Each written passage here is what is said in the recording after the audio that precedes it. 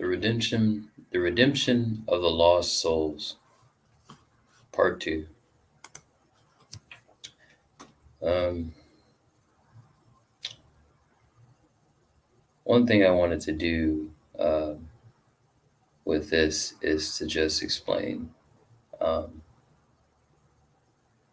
my thoughts on redemption, just as a conclusion to the last video. Redemption is one thing I think about it. There's a couple of things um, that goes along with redemption. Closure. I think there's a closure that comes with redemption that can seem to heal two groups or two people simultaneously. And it seems to have an impact on humans with empathy.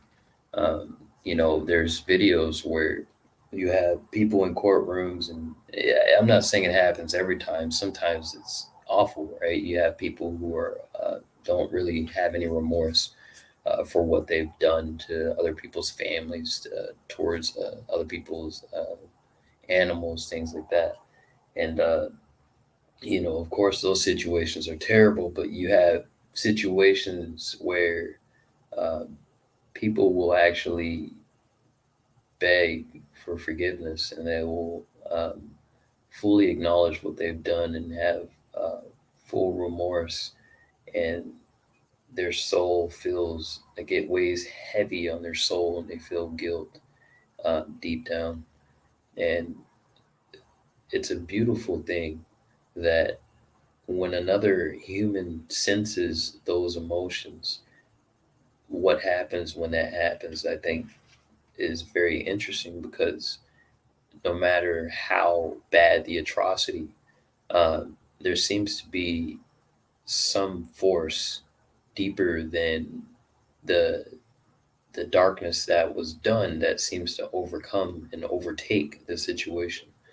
Uh, the courtroom, for example, you can look these videos up, but you'll see fathers hugging killers, people who have harmed or killed their son or daughter or family member, um, and you'll see entire rooms of people tearing up over these actions.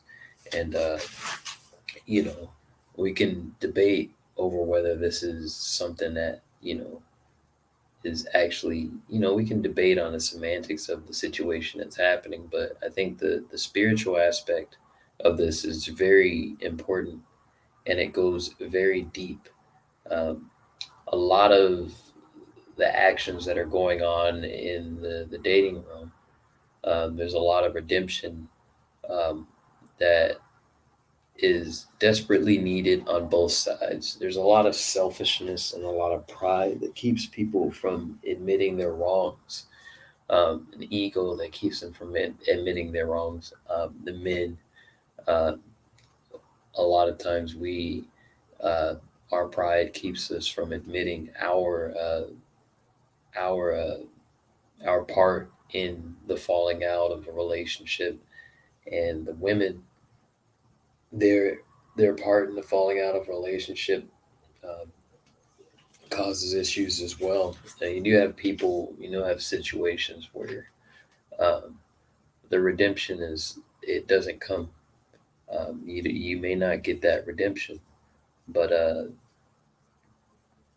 one thing I would say about that is, people aren't always open to redemption, and it's something that when it comes, it's a gift. I believe it's a gift. I believe it's something that is, it doesn't have to come. So I guess you could call it a privilege. I'm not really sure, but the closure that it provides is very profound. And I think the effect and the healing it has on human hearts and just hearts in general is very profound. And the vibration, the impact it has on the energy of a person, I think is interesting as well. But it doesn't just impact the two individuals or the two groups. I think it actually expands outward and creates a very strong positive energy that probably ripples throughout space and time. I think it's very powerful. Um, these are my thoughts on the redemption of people who have made mistakes in the past. And I would be one of those. I've made a lot of mistakes in my past, and there are things um, that I feel that I'm paying penance for. And there are people who they feel they're paying penance for these terrible things or just things that, they felt they did wrong. And even little small things that aren't really all that big, but in their everyday life, they pay penance towards it somehow. Um, Whenever redemption comes for people in their lives, it's very beautiful.